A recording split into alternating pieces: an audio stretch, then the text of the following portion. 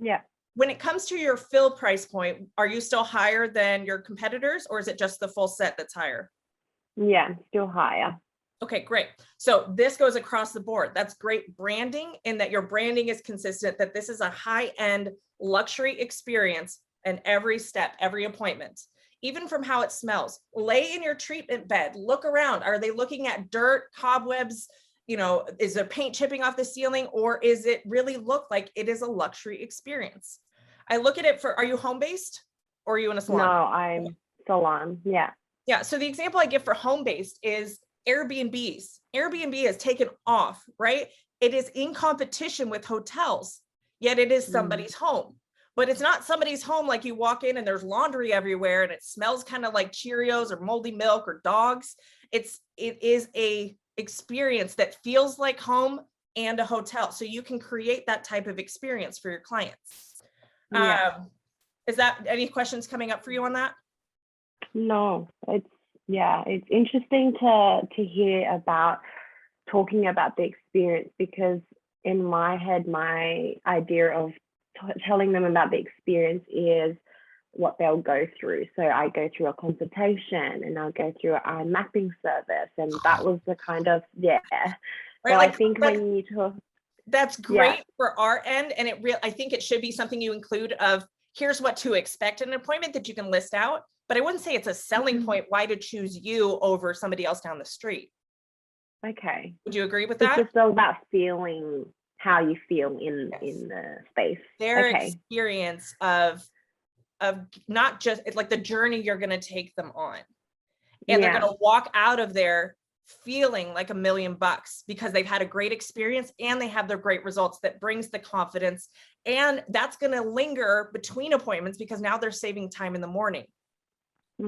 So that's how you start to tie in this like drool-worthy experience of what getting lashes by Zoe is like. It has nothing to do necessarily with how you apply the lashes. That's just your methodology to get the results that they want, but you're painting the entire experience of what a Haley type of client would really want. Because if I'm just comparing how you isolate dip in place to somebody else who isolates dips in place down the street for cheaper, I'm comparing apples to apples, and I'm going to go with the cheaper apple. Yeah. When you start to differentiate yourself of, here's what makes us different. Here's how here's how your journey is going to be luxurious, when they're looking at somebody else who's posting these close up zoomed in eye shots that look, that they're on paper tape or paper table, like when you go to the gynecologist and you're like on that crunchy paper, like there's a lot of places that have that because it's sanitary, but it's not luxurious whatsoever. And so that's kind of where you can really start to highlight the things that make you different, which automatically puts more perceived value in the customer's head when they're looking at soft, fluffy blankets and clients sleeping. You can talk about lash naps. Like it's not just a lash appointment, it's a lash experience, right? Feel free to take that tagline if you'd like. But can you repeat that? Yeah, absolutely. That's yours. Free gift. So what I challenge you to do, because I think you're going to take a lot of this and just start to immediately implement it into your social media plan, which I totally recommend you do. I think one thing that is the biggest inhibitor from you being overlooked and just kind of there to being fully booked and in demand is that website. It can be as simple as having a website that is focused on the user experience, right? Like looking through the eyes of Haley and making sure the website is designed in a way that that creates desire for what you have, that journey, that experience, the photos of your salon, the photos of women that look her age. We're not posting like half naked Kylie Jenner types, which is like appealing to lash artists of a certain age, but we're posting women who look like her, that are doing activities with her, or like her. You can even use stock images, so you don't necessarily have to have photos of just your work. You can paint the lifestyle of what a Haley with lashes would live, right? You're showing the transformation of what's possible once she becomes a client of yours. Then you can start to, because on your website, you can also include more details about your services that make sense for Haley and her journey of life. So for me on my website, I prioritize natural lash health. So that was a big thing that made me unique and different compared to the other lash artists in my area. I was also very much on the high end as well. And on my services page, I talked about, because I know time saving was a big value benefit to my type of client, I talked about what makeup each level of service would replace. So like classic lashes replaces basically an eyelash curler and mascara. It's like your lashes, only better, right? It's not adding volume, it's not adding density, it's not adding fluffiness. So I was talking about what makeup it was starting to replace so that they didn't have to use that, and it saved them time because they didn't have to use those things. Like a hybrid was replacing eyeliner, and it was starting to add some density and volume. And then volume was replacing like strip lashes or lash growth serums and all those kinds of things. So I was kind of trying to target what it was starting to replace, because again, I'm trying to paint perceived value that isn't monetary, but it's saving them time, and they get to use less makeup on their eyes in the future. So yeah, that's where a website comes into play that's really helpful that Instagram can't do. Right? And then have your booking website embedded on your actual website, because then they can go straight to book. So you have your services, they're all in, they know the price point, they see the value, there's a lot of desire, they can book from there. If at all possible, try to remove everything above the book now on your booking site and put that on your website, or move it below where they book. Because what we don't want is them to get berated about everything they need to do to comply to be a customer of your business right at the point of booking. It can be on the thank you page. It should be on emails, that confirmation emails that get sent out, on your website, text reminders. Hey, just so you know, I always recommend sending out any sort of policies that have to do with prior to the appointment happening, if they're going to get charged. So if they cancel late, or if they don't show up, or if they need to reschedule, those would be policies I want them to know. All the other policies you may have during their first appointment, during your consultation. Kind of just got to look at what you got and see which ones do they absolutely need to know, because if I have to charge them, I have to acknowledge that they know those policies. And if there's ones that are like ongoing, like when they come back for other appointments, or they need to have a certain amount of extensions to be considered a fill, all of that can be discussed at the time of consultation on their first appointment. Okay. Does that make sense? And how long would you have your consultations then? How long would I have consultations? Great question. It depends. So my consultations, we have a training completely dedicated to consultations inside the Lashpreneur Society. Basically, the way I look at consultations is I want to have them fill out paperwork. You can save time by having them do that before time, either digitally or whatever, but I want to be able to look at, have they had lashes before? Have they had allergic reactions to certain chemicals in the past? Do they have any underlying health issues that might be contraindicated? Like those kinds of things. I want to be able to discuss and have a conversation on. I also want to know what they typically wear day to day for their average makeup look, because they may say they want a bold look, but if they're never wearing any sort of makeup at all, my version of bold might be very different than, I might scare her with my version of bold. So that's where a consultation really helps, of setting expectations.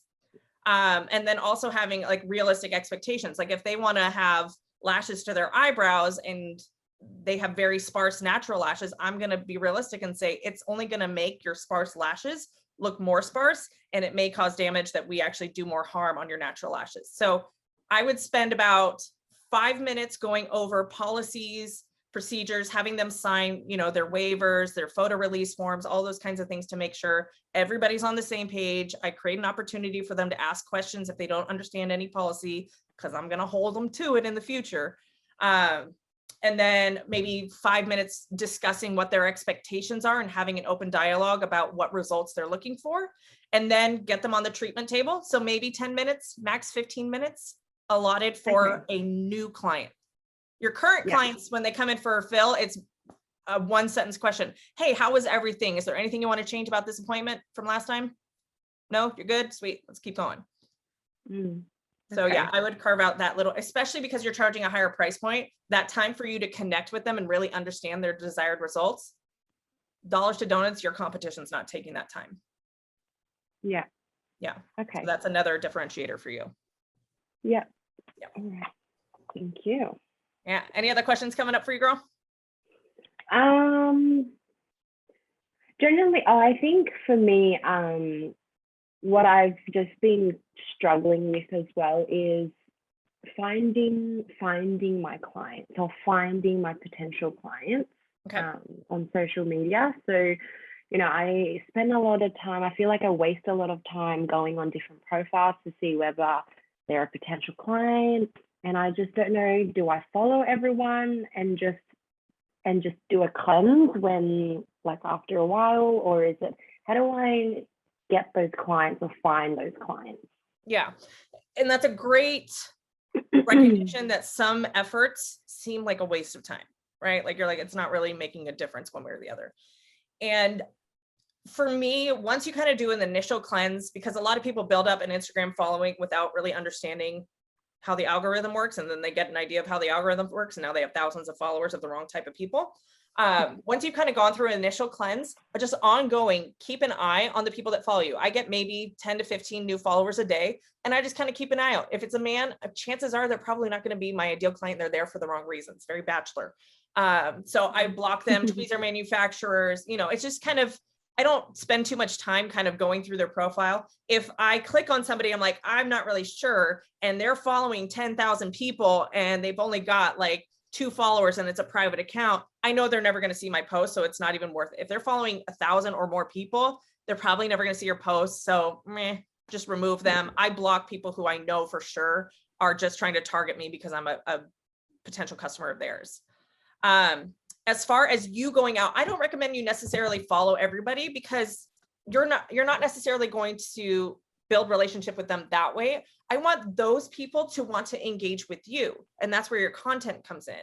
So your content is going to do a lot of the heavy lifting that having some of the wrong followers is going to kind of weed out, because no matter how many followers you have that are not the right type of followers, if you have content that's connecting with people, people are going to see it more just based on the algorithm. I would spend more time doing reels and carousel posts and stories than really kind of going through and being so like trying to follow people. If anything, engage on accounts, but it also, because you're targeting somebody who is just, it's not another business, it can be a little creepy that you're coming in and be like, oh my God, your baby's so cute. Like, you kind of just have to, like, if you're searching in hashtags, there's a way to kind of do it in like, oh my God, I stumbled across you in a hashtag and that outfit is so gorge, I need details kind of a thing, like authentic type conversation starters.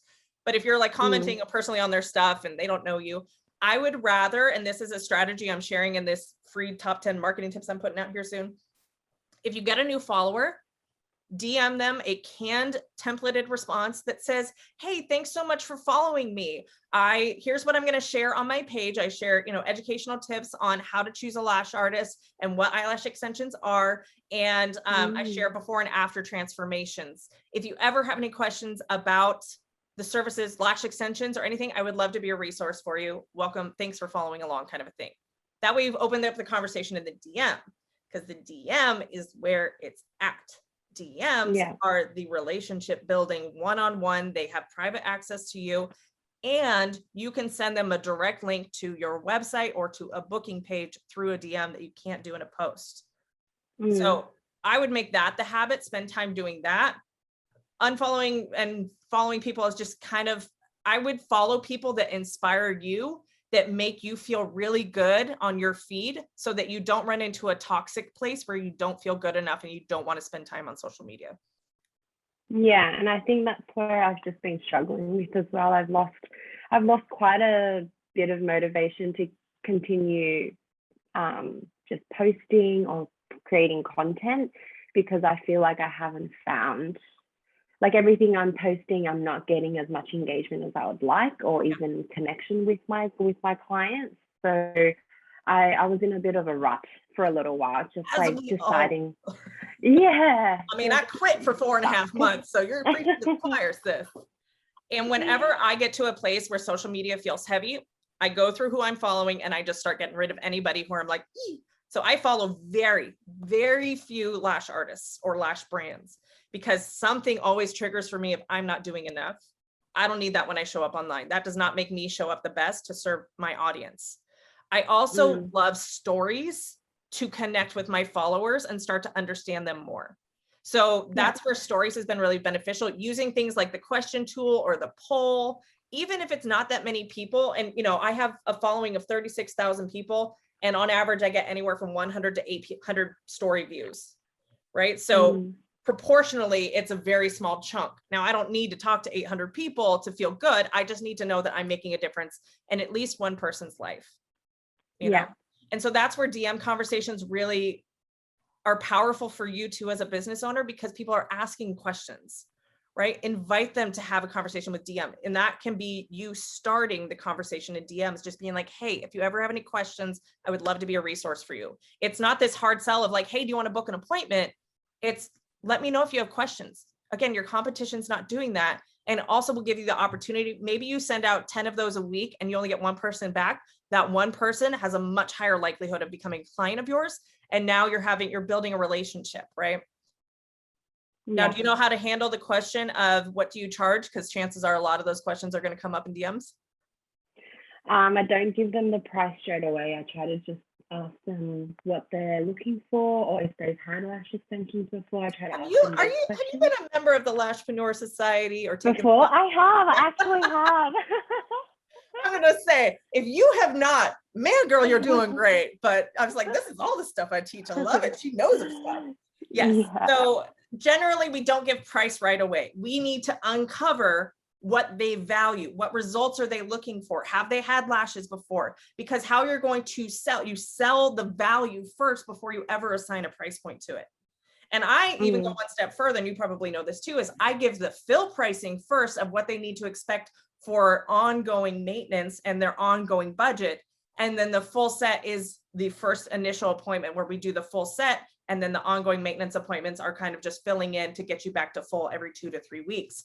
And the full set price is XYZ, right? So that is very smart. I know, because people always say like, oh, my price is $150, but clients don't necessarily know that it's not that every single time. Yeah. And so when you look at, here's what you need to assess for your ongoing budget is the fill price, and expect to pay that every however long they come back. On average, clients come back every 2 to 3 weeks. So that is a really great way to, the knowledge is power. More data you have on a customer, the more equipped you are to help them get over a price objection.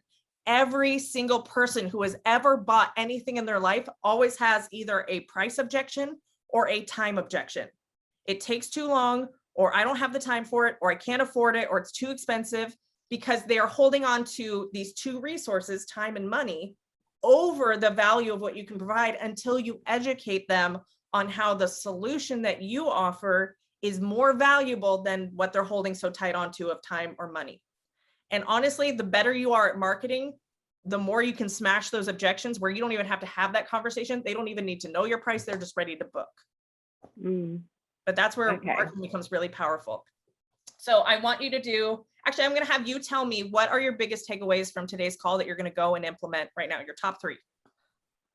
Changing the way I educate. So I think now you speaking about everything, I'm just reflecting that I'm getting a lot of followers that are other lash artists.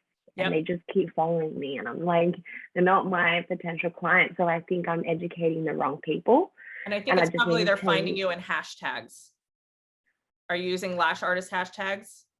Tagging? No, I just tagged like Brisbane lashes or Macrobat lashes. So but just I'm finding that they follow you. Yeah, so I think maybe that's changing my algorithm a little bit. I'm just having too many lash artists follow me. So I think with my posts, I need to just fix it up a little bit and talk to my clients more than my artist friends. Awesome. Okay. Yep. That's one takeaway. So you're going to go through your followers and pivot your educational content to target Haley. Yeah. And I'm also going to start a website. I've been on my mind for a while. So I think it's time to do it. Okay. I do have a program called DIY Web Design that shows you click by click how to set up, you probably heard of it from the society, but shows you click by click how to set up a Wix website. It's a template that basically you go in and plug and play. So it's really, really helpful if you want. Otherwise, Wix has great tutorials and trainings. There's also GoDaddy and there's Squarespace or other popular website providers as well. Okay. And then one last takeaway. One more. Okay. Well, one last takeaway. Do you have any suggestions, like what kind of actions I should take? Because I feel like I go through this all the time. Well, you're going to listen back to this episode multiple times, I would imagine. You'll Yeah. have new ideas every time you listen to it. But I think one last takeaway for your own mental health and for your own motivation is to go through who you follow and only follow accounts that really inspire you. I don't care if you're looking at dog photos in your feed all day long. Make it a dopamine response, a win when you log into Instagram, that you want to be on there for inspiration, education, or to get in, get it done, and get off. I don't want you feeling negative every time you log into Instagram. So find stuff that inspires you, that rewards you for going on there, because you need to go on there for business. It seems like that's a platform that is going to work well for you. So find whatever it's going to be to keep you inspired. I follow a lot of like spiritual, like higher self affirmation posts. I follow experts that I get inspired by, but that are more entertaining. So even when I'm on there and it's more just like I'm on there for my own education or entertainment, I'm happy to be on there. And I'm also happy when clients message me or people message me with questions. It makes it just such a more rewarding experience, so that you're not like dreading it every time, because that's not going to make you want to show up on social media. Yeah. Okay. Yeah. Awesome, girl. Okay. How was it? Thank you. Scary? It was good. No, it was, I guess a lot of things like I felt like I knew, but it's just hard to take action. And also because I've been doing it for the past year and seeing barely any results, I get to a point where I'm like, do I really love this now, or am I hating it? And it was good to have just a refresher, to just someone tell me, It's totally normal to have those experiences. What helps me when I'm starting to compile a list of all the things that aren't going right is to come from a place of gratitude, of what I am thankful and grateful for. Keep in mind, you have started a business during a pandemic. Exactly. Yeah. And I'm like, but yet you're still here and you have 5 clients. So you can look at it sure as like, God, I haven't done anything and I have no results over a year. Or you can say, wow, I started a business in the worst possible time I could. Heck, I don't even think you've been available to work for the entire 12 months. Am I right? Actually, I opened it when we just got out of our pandemic. Yeah. And so we've had like lockdown here and there. So it hasn't been fully, but yeah. And you are in a service that you cannot socially distance from. So even if there's people who are like, I really want lashes, I just don't feel safe to go get them. You're running up against a lot of obstacles that you're out of control of. So the fact that you're still here, I want to honor you. And I want you to be proud of yourself that you decided to run a business at this point in time, and that you've got some grit and some toughness to still be here after 12 months. That's going to serve you when things are a lot easier in the world and people are a lot more ready to be around other people, because it's still a little dicey out there, So celebrate what you can, find gratitude where you can, and it's going to help you stay out of that woe is me, everything is not working, I should just give up, because that's not going to serve you or your clients or your future and your business. Yeah. Awesome. Okay. Well, thank you so much, Zoe, for sharing.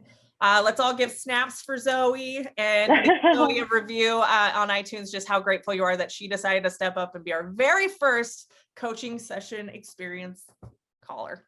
All right, Zoe, we'll talk soon. Keep me posted on Instagram, okay? All right. No worries. Thanks. Bye. Bye.